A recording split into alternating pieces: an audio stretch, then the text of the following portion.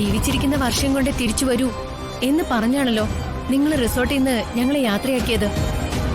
അപ്പോ വർഷയെ ജീവനോടെ എത്തിക്കേണ്ട ഉത്തരവാദിത്വം നിങ്ങളുടേതാ. അത് നടക്കുന്നില്ല. വർഷ ജീവിച്ചിരിപ്പുണ്ടെന്നും പറയുന്നു. അപ്പോ ഞങ്ങൾ എന്താ മനസ്സിലാക്കേണ്ടത്? വർഷയെ നിങ്ങൾ ഒളിപ്പിച്ചു വെച്ചിരിക്കുന്നു എന്നാണോ?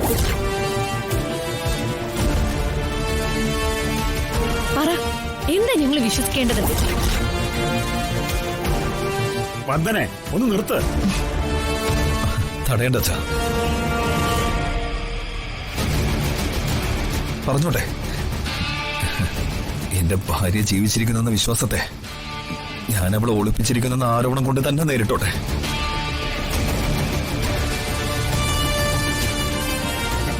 ഞാൻ വല്ലാതെ ഒറ്റപ്പെട്ടിരിക്കുന്നു. എല്ലാവരും ഒത്തുചേർന്ന് തന്നെ ഒറ്റപ്പെടുത്തിയിരിക്കുന്നു. മോനെ, അതൊക്കെ നിന്റെ തെറ്റിദ്ധാരണയാണ്. എന്റെ ശരിയായ ധാരണ ആരും മനസ്സിലാക്കുന്നില്ല, ആരും എന്നെ അറിയുന്നുമില്ല. വർഷയുടെ ഓർമ്മകൾ മാത്രം മതി എനിക്ക്. ചടങ്ങുകളൊക്കെ നിങ്ങൾ എന്താന്ന് വെച്ചാൽ അയക്കോ.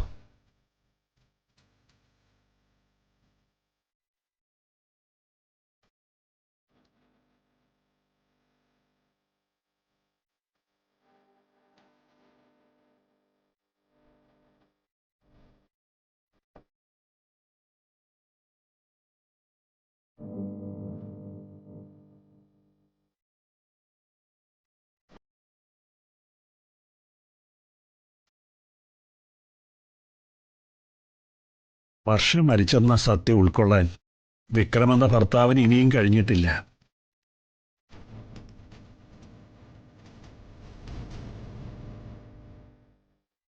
അതിന്റെ സങ്കടവും രോഷവും ഒക്കെയാ പുറത്തു വരുന്നത്.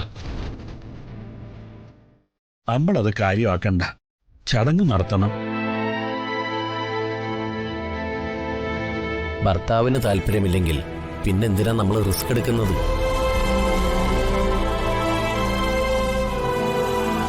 ചെറിയ രീതിയിൽ ചടങ്ങ് നടത്തണമെങ്കിലും നല്ലൊരു തുക ചെലവാകും.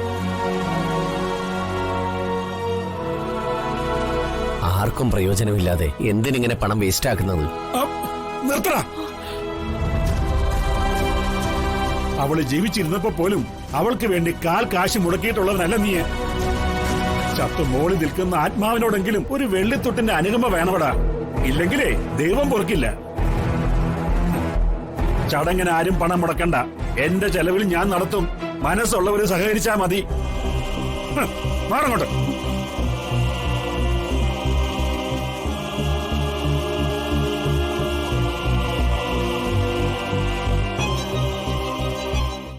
കണ്ണി കണ്ടവരോ? അമ്മയുടെ സ്വന്തം സഹോദരനല്ലേ ഏട്ടാ ഈ അശോകവർമ്മ. രക്തബന്ധമുള്ള അമ്മാവൻ. ആ സ്വത്തിലും പ്രതാപത്തിലും ഒക്കെ നമ്മളും അവകാശികളല്ലേ? ആണോ? എന്നാ നീ അവകാശം പറഞ്ഞോണ്ട് അങ്ങോട്ട് ചെല്ല്.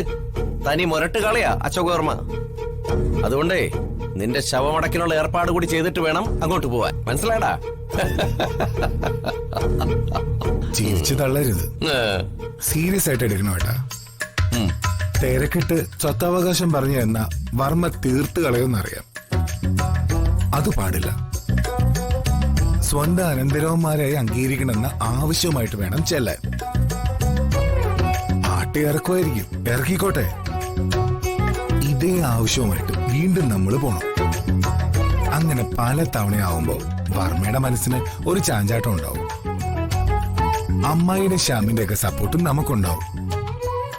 വർമ്മമാവൻ മാറി ചിന്തിക്കാനും തുടങ്ങും. എന്താ, ശരിയല്ലേ? മാറി ചിന്തിക്കാൻ തുടങ്ങിയ പിന്നെ സ്വത്തവകാശം എന്ന ഡിമാൻഡിലേക്ക് നീങ്ങണം ഏട്ടാ.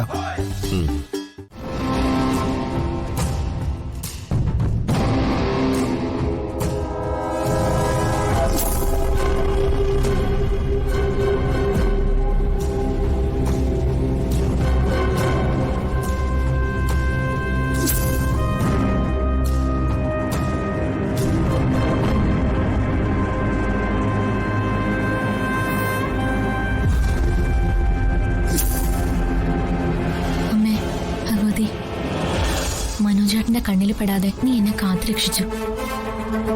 തലനാരി ഇഴയ്ക്കാൻ ഞാൻ രക്ഷപ്പെട്ടത്. നന്ദിയുണ്ട്. എനിക്ക് ചുറ്റും സംരക്ഷണ വലയം തീർത്ത് എന്നെ മറച്ചു പിടിച്ചതിൽ ഒരുപാട് നന്ദിയുണ്ട്.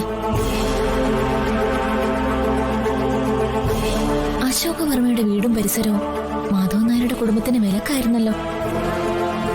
ആരും ഇങ്ങോട്ട് തിരിഞ്ഞു നോക്കുക പോലും ഇല്ല. എന്നിട്ടും മനോജേട്ടൻ എന്തിനിവിടെ വന്നു? മരണത്തിൽ നിന്ന് രക്ഷപ്പെട്ട വർഷ അഭയം തേടിയിരിക്കുന്നത് അശോകവർമ്മയുടെ കോവിലകത്താണെന്നുള്ള രഹസ്യം ആർക്കും അറിയില്ല. എന്നിട്ടും മനോജേട്ടൻ എന്തിനിവിടെ വന്നു? അശോകവർമ്മ സ്വന്തം അമ്മാവനാണെന്ന ധൈര്യത്തില് മനോജേട്ടൻ കോവിലകത്ത് കയറിയിട്ടുണ്ടാവോ? എന്തെങ്കിലും പ്രശ്നങ്ങൾ ഉണ്ടായി കാണോ? ഒന്നും അറിയാൻ പറ്റുന്നില്ലല്ലോ.